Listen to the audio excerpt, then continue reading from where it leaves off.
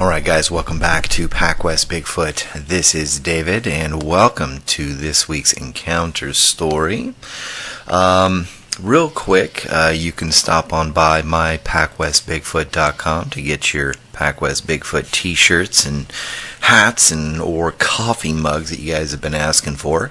Also, just to let you know, you can go to pacwestbigfoot.com. You can sign up to the clan today and get in there to win the free giveaway for August, which is going to be a Southern California Sasquatch organization t-shirt. It's a team member t-shirt, plus I've got some awesome little they're little like greeting cards almost, blank cards there that have some awesome hand artwork from Robin. I believe it's Robin Hyatt, and I'll be sharing her link out this Friday just to show you guys what a wonderful artist she is and what kind of stuff she does around the Bigfoot community. So it's pretty awesome, great artist. So there you have it. So let me clear my throat. Alright, and let's get in to this week's encounter story. Missing man taken by Bigfoot in Oregon. This encounter story was inspired by my friend Ori and his friend's chilling discovery. Missing man taken by Bigfoot in Oregon. Sounds like what they call clickbait today, but what I'm about to share with you, Dave, is what I know to be true, because I was the one who came upon the scene. I once sat in the meeting of finding Bigfoot in a town hall. I said my piece, and that was it. I do not believe they wanted to get out there on a 411 Bigfoot report, and personally, I do not believe a couple of them believed these things are dangerous. But they are. And here's what I found that day, and what is just another missing person in the vast wilderness of the Pacific Northwest that goes uninvestigated and without real care by any official agencies. Here's what happened. Taken by Bigfoot. My name is Jared, a friend of mine, a friend who spent his free time enjoying the outdoors, searching for evidence of something that I first did not believe in. Well, he went missing a while back in the mountains of Oregon. Personally, I thought it was kind of weird. Instead of hunting deer or fishing, my best friend loved hiking around searching for what I believed to be a myth until now. Of course, many people go missing in the forests of America every year, and for the most part, you hear very little of it. You simply see the posters on telephone poles and corkboards in your local grocery store. But I am not going to get into the politics and bashing of agencies for not giving us the full story of these things. I am simply going to tell you what I know, and that is it. I have scoured the whole area my buddy went missing in. I know it pretty well. Well, all but a certain mountain we decided to leave alone due to the fact it was hard to get to and up. There was an old logging road up there, but even today you could only get through with a motorbike or on foot, if you ask me. But not my friend. He made it one day with his little truck, apparently. And, unfortunately, the day before that was the last day I would ever see him again. 3 Links. Between 3 Links and Ripplebrook are some pretty lofty mountains, and all have rough, rugged, old logging roads that, for the most part, have been all but abandoned. People do run up through there with dirt bikes, 4-wheelers, and such constantly, but there are still some sections that are just too far up and out of the way to travel. Simply put, they are old, dark, and lonely, overgrown roads so far out to care about or venture to. This is why my friend loved it so much. It was out of sight of people, well, other than him and a couple other guys who knew about these off-the-beaten-path roads and such. To him, this was prime Bigfootin' country, he would say. Looking back today with all the stories I have heard thus far about this part of Oregon and its history with this animal, I see now it is most likely true. Bigfoot does exist, and they can be dangerous. Very dangerous. They are also extremely intelligent, seeing how they can just take someone in the middle of the day or night and leave almost no evidence they were even there. My friend did have some great evidence recently before he disappeared he had shown and shared with me. It was collected about 5 to 7 miles away from where he went missing. The The most compelling was a picture of a footprint in a vocal recording that even sent chills up my spine. I knew it was not faked. It sounded real, and trust me, I spent a lot of time out in the woods, and I never heard anything like that before. There were also some tree knocks on that same recording. Apparently it was all collected on the same weekend out searching. I'm still trying to get a copy of everything from his wife and kids, but they are still not speaking to anyone, not even me. So let me tell you exactly what I found and what I think happened. Bigfoot took my friend. My buddy owns a small old Toyota pickup, something from the 1980s, I believe. He fixed it up, jacked it up, and made a pretty awesome four-wheel drive out of the thing, to tell you the truth. He used it to get up and out as far as he could, even to some places where otherwise he could have been fined for driving into, I'm sure. Heck, I was with him many times in that thing, and we were not to be we were in that thing where we were not to be in the first place.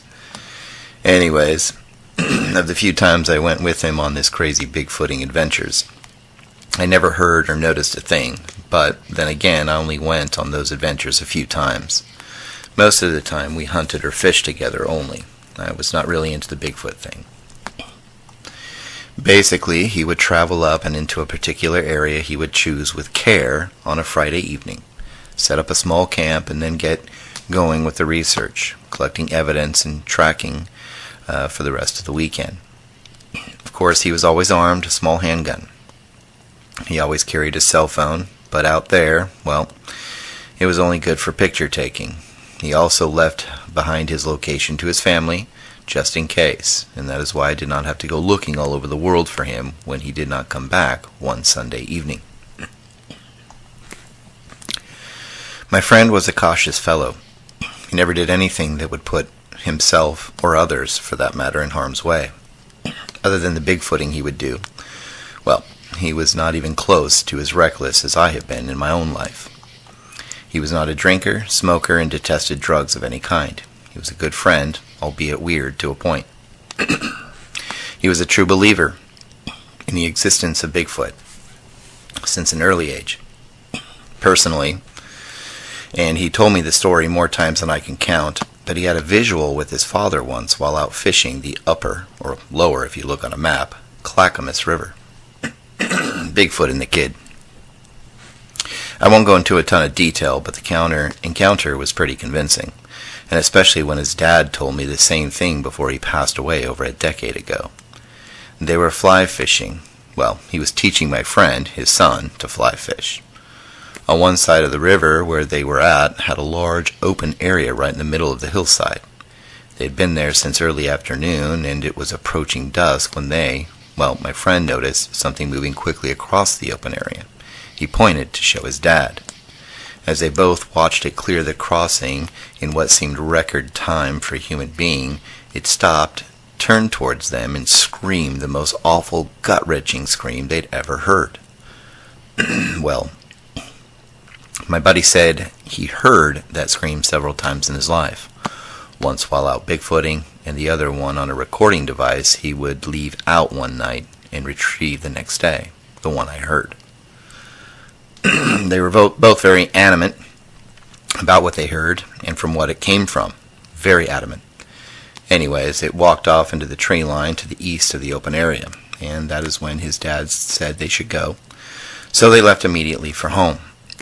They only shared it with his sister and his mother until he got older. Then he shared it with me and some other friends. Well, those that believed in this thing and joined him on the searches. Today I am a believer, for good reason, because I found the evidence, and it was ignored.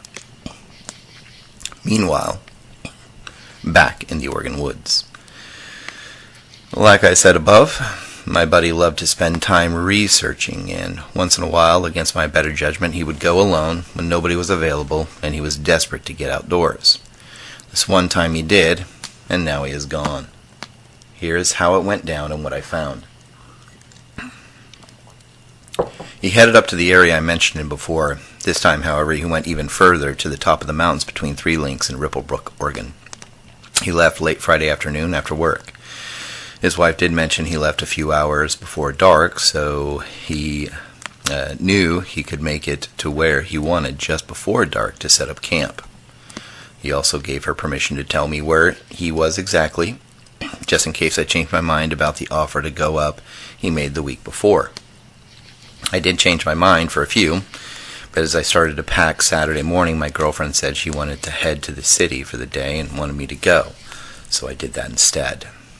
And besides, I think it was too late even by then to have helped, even if I could have to begin with. It was not until Sunday evening, late afternoon around 4 or 5 p.m. that my buddy's wife called me a little frantic.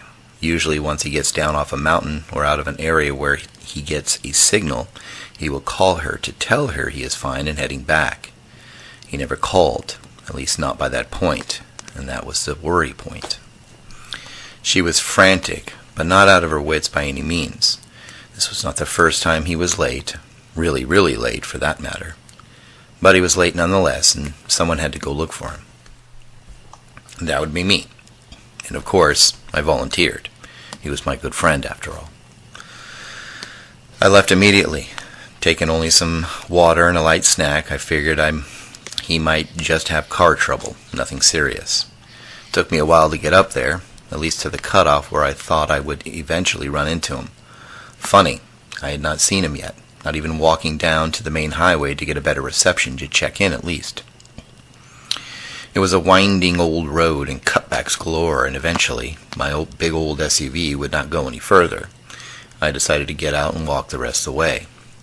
I'd been up this way once. There was only about, 1 to 1.5 miles left to the end of it. Well, somewhat the end. I had to walk the rest to find him. Knock, knock.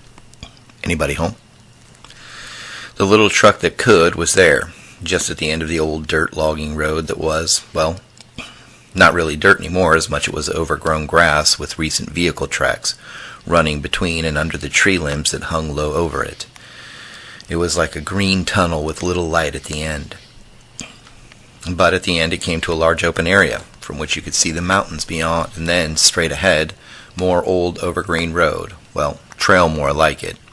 The road was gone from that point on. I could not see him anywhere. Just both doors open to the truck, but nobody could be seen.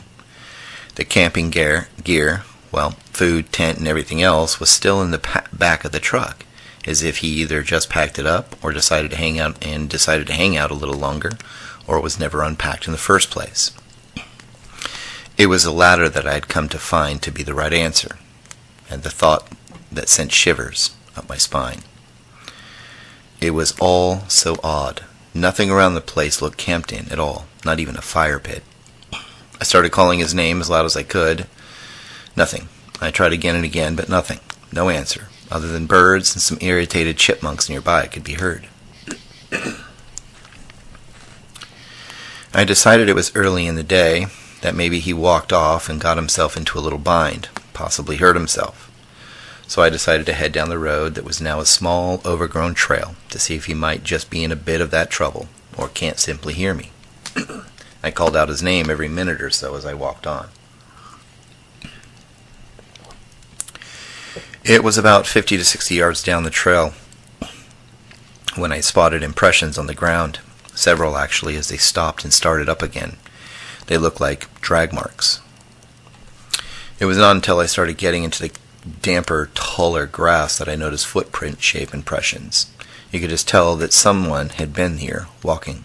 I thought for a second I was on the right path for finding my friend, but with further examination, the stride seemed rather long for a person. My buddy was not Will Chamberlain, that was for sure, I remember thinking. Looking at the footprint impressions, I noticed they were just to the left of the drag marks. Something dragged something else off down this trail, and following them further, it veered off into the forest to the north. My heart started beating faster as I followed the tracks and sign along. Eventually I found myself in the thick of trees and low-lying bush. What I found next was weird, but I knew what it was. Warning signs. X marks the spot. Bigfoot make large X-shaped structures out of trees, and from what I can tell, they are usually older, almost dead trees. Just an interesting side note for you researchers out there.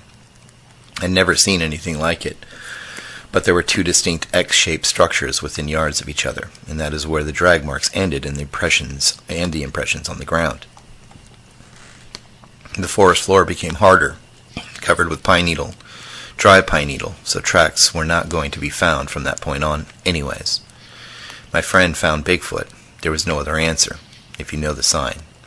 Hanging out with him on many of his searches, well, footprints or impressions that large and spread apart could only be from something bipedal and large. I retraced everything from the camp and back again. It was no cougar, and absolutely not a black bear. I am a hunter. I know track. This was either a very large person or Bigfoot, a real live and dangerous Bigfoot that took my friend, dragging him off into the woods. This is not unheard of, and today I listen to 411 more than I watch Finding Bigfoot. Hey, it took my friend. They care, but they can't. I'm not going to blame people for seeming to be uncaring. They care, I believe, but the Forest Service and other state services and federal services simply can't do anything about it. Why? I have no idea, just a bunch of hypotheses. My friend was taken by Bigfoot. The footprints and impressions stated that fact. And the boundary or warning signs in the forest were not man-made, but were made by something with arms, hands, and some great intelligence. He never made it to the first night. That is at least something I got from the officials that did a somewhat short investigation before it was taken over by the federal government. And strange as it sounds, it was the EPA that took over. He was only there for about an hour or two at most before they say he walked off into the woods himself, which he did not. They know the drag marks were drag marks, and that the impressions that I swear were footprints were in fact footprints from a larger bipedal person or animal. While the officials are not saying a thing, because I believe they cannot, there was one official who said to not go back up there ever, as it was dangerous. That was all he said to me. I believe these things are dangerous. I believe they are wild animals, and I believe they should be avoided. My friend is a testimony to that today. Thanks.